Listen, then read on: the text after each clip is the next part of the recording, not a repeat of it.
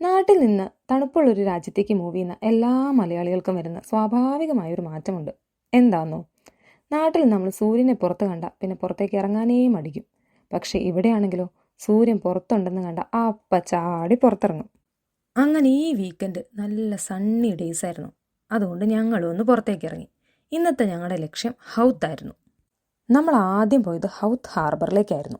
അവിടുത്തെ പ്ലേ ഏരിയയിലൊക്കെ കുറച്ച് നേരം കളിച്ച് പിന്നെ അവിടുത്തെ വാക്ക് വേയിലൂടെ തിരമാലകളുടെ ഭംഗിയൊക്കെ ആസ്വദിച്ച് കുറച്ചു നേരം തേരാപ്പാര നടന്നു.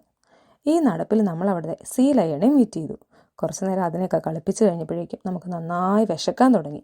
അപ്പോൾ നേരെ ഹൗത്ത് മാർക്കറ്റിൽ കയറി ഒരു പിസ്സയൊക്കെ അടിച്ച് കുറച്ചു നേരം അവിടെ ചുറ്റി തിരിഞ്ഞിട്ട് ഞങ്ങൾ ക്ലിഫ്സ് വോക്കിലേക്ക് പോയി. Cliffs walk, oh my God, എന്തൊരു ഭംഗിയാണെന്നോ! ഇപ്പോഴും കണ്ണീന്ന് ആ ഭംഗി പോയിട്ടില്ല. ക്ലിഫ്സ് ഓഫ് മോഹറിന് ശേഷം അയർലൻഡിലെ വളരെ ബ്യൂട്ടിഫുൾ ആയിട്ടുള്ള മറ്റൊരു ക്ലിഫ് ഞങ്ങൾ കാണുന്നത് ഇപ്പോഴാണ്. ശരിക്കും ഞങ്ങളുടെ പ്ലാൻ ക്ലിഫ്സ് വോക്ക് മൊത്തം കംപ്ലീറ്റ് ചെയ്ത് ലൈറ്റ് ഹൗസ് വരെ എത്തണം എന്നായിരുന്നു. പക്ഷേ ഇടയ്ക്ക് വെച്ച് ടയേർഡായതുകൊണ്ട് ഇന്നത്തേക്കിത് മതി, മറ്റൊരു ദിവസം വീണ്ടും വരാമെന്ന് ഉറപ്പിച്ച് ഞങ്ങൾ തിരിച്ചു പോകാൻ തീരുമാനിച്ചു. പക്ഷെ പറയാതിരിക്കാൻ പറ്റില്ല, Howth cliff, you stole our hearts.